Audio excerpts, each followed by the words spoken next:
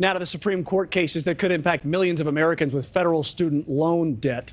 Arguments begin today over President Biden's student loan relief program, which would forgive at least some debt for about 43 million Americans.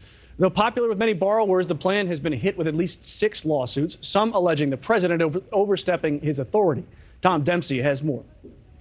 This is a game changer for millions of Americans. We get moving. Months after President Joe Biden first announced his student loan forgiveness plan, on Tuesday, its future will hang in the balance as the Supreme Court hears challenges to the measure. We are very much confident in our legal authority here. The plan would offer up to $20,000 in debt relief and impact over 40 million Americans who took out student loans, nearly half of whom could see their debt erased entirely. While President Biden and his team say the pandemic led to a national emergency and made it tough for borrowers to keep paying off expensive loans, opponents continue to raise legal questions, saying the president abused his authority. In a brief filed earlier this month by more than 40 Republican senators, the lawmakers write, quote, "The president is not a king and he has no power to dispense with the lawful acts of the legislature." It is incredible to think that the President of the United States can, with the stroke of a pen and no public input,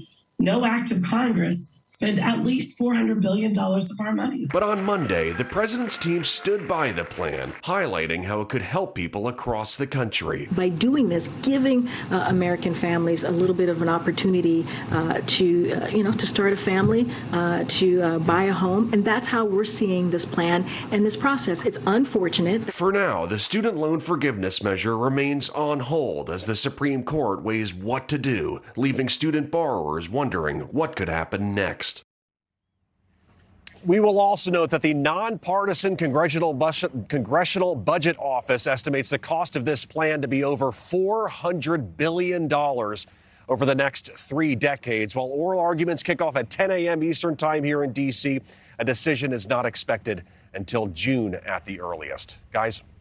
Thank you, Tom. Thank you for watching. Go to newsnationnow.com to find NewsNation on your television provider. And don't forget to click the red subscribe button below to get more of NewsNation's fact-driven, unbiased coverage.